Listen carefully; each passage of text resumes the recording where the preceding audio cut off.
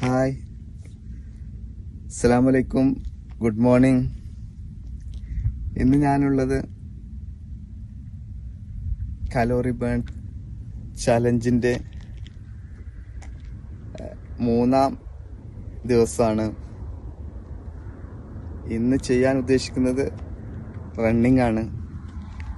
അപ്പോൾ ഓട്ടവും സൈക്ലിങ്ങും തമ്മിലുള്ള മാറ്റം എന്താന്ന് വെച്ച് കഴിഞ്ഞാൽ, സൈക്ലിങ്ങിന് നമുക്ക് എഫോർട്ട് കുറച്ച് കുറവാണ്, ഓടുന്നതിന് കുറച്ച് എഫോർട്ട് കൂടുതൽ വേണം. സൈക്കിൾ ചെയ്യുമ്പോൾ 3-4 കിലോമീറ്റർ ചവിട്ടി കഴിഞ്ഞാലേ നമ്മൾ 1 കിലോമീറ്റർ റൺ ചെയ്യുന്നതിൻ്റെ കലോറി നമുക്ക് ബേൺ ആവുള്ളൂ. പിന്നെ ഓടുന്നതിൻ്റെ മുമ്പ് എക്സസൈസും കാര്യങ്ങളും ഒന്നും ചെയ്യരുത്, എല്ലാം ഓട്ടം കഴിഞ്ഞതിന് ശേഷം ചെയ്യാം.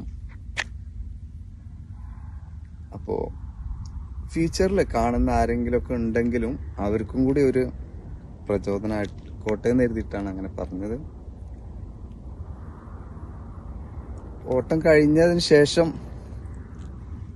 വർക്കൗട്ട് എക്സസൈസ് ഒന്നും ഇല്ലെങ്കിലും നമ്മൾ കുറച്ച് ബോഡിക്ക് സ്ട്രെച്ചസ് ഒക്കെ ചെയ്യേണ്ടതുണ്ട്. അതിൻ്റെ വീഡിയോസൊക്കെ വഴിയെ പറയാം.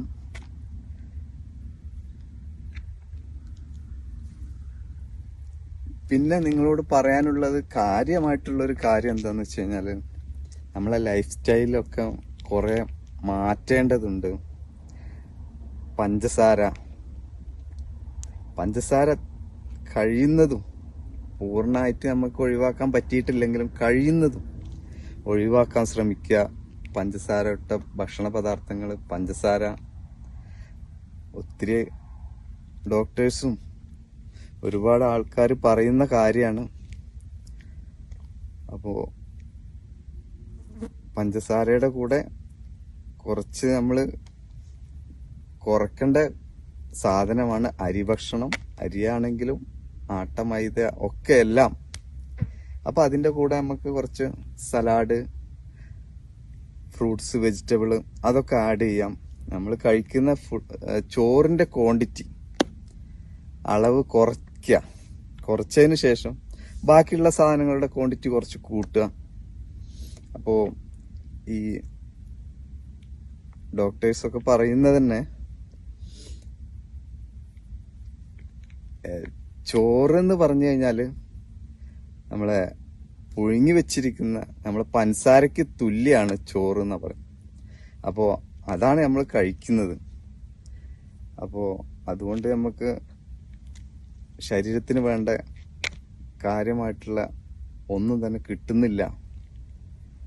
ഫാറ്റ് കൂടാനും ഒക്കെ അത് ഉപകരിക്കുന്നുള്ളൂ.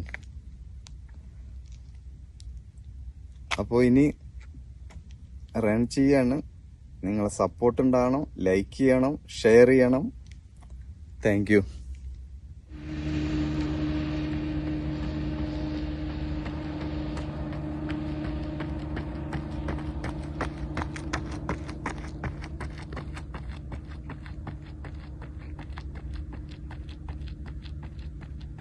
ഹലോ, അങ്ങനെ നമ്മളെ 1000 കാലറി ബേണിംഗ് ആയിരിക്കുകയാണ്.